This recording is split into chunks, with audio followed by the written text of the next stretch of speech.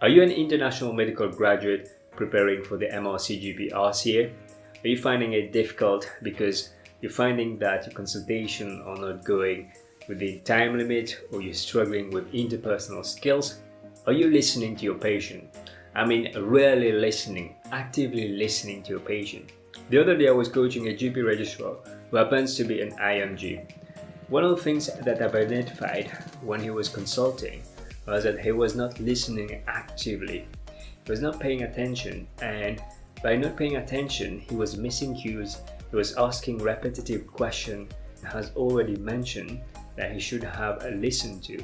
This resulted in this GP registrar taking a longer time to take the history. So he was dwelling on data gathering beyond 6 minutes. This is a common problem that international medical graduates encounter. If you're new to this channel, hi, my name is Dr. Erwin Kwun. I help doctors lead a happier and more fulfilling life. Every Thursday I publish a new video.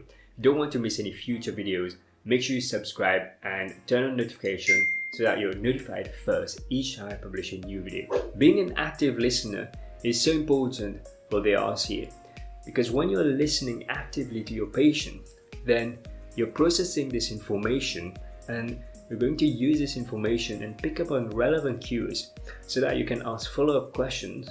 And when it comes to clinical management, you can integrate this information and make a personalized treatment plan for your patient. If you're not listening actively to the patient, then it's unlikely that you're going to be able to process that information, to follow up on these cues, and your clinical management is unlikely to be patient-centered. So it's very important to listen actively to what your patient is saying. Some people confuse that listening is all about being quiet and letting the other person just doing the talking. There's a difference between being quiet and let the other person do the talking and to actively listen to your patient. When you actively listen to your patient, you're present in the moment and you're listening to what the patient is saying, you're listening to the tone of voice, you're picking up on the cues that the patient is expressing, and you're also listening to what is not being said in a conversation. So active listening takes effort. It's not just being quiet and let the other person do the talking. So by actively listening, you can pick up on relevant cues and ask follow-up questions. It's very important to pay attention to what your patient is saying.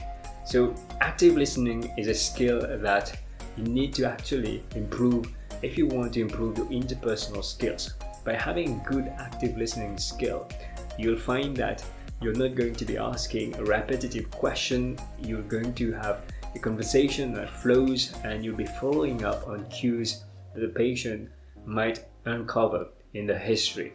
There are different levels of listening. Active listening is very important.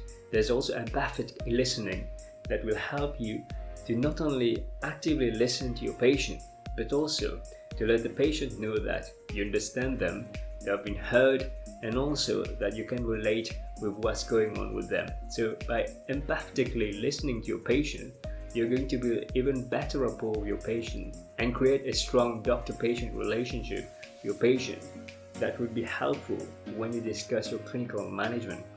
If you want to learn more about listening skills, then I've got a video I'm sure you're going to get some values from. Click on the video to watch it.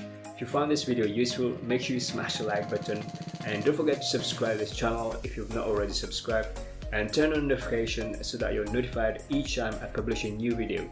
Take care everybody, bye bye.